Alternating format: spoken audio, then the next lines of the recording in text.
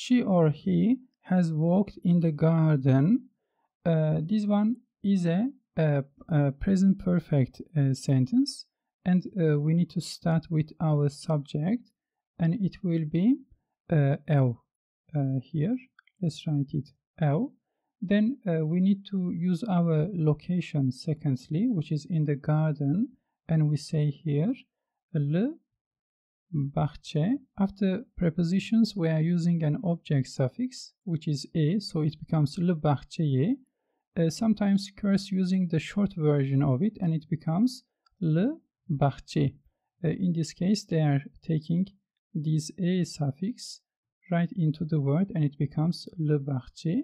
And we are using our verb at the end, which is in the present perfect version. Has walked will be meşiya, then ye for saying it.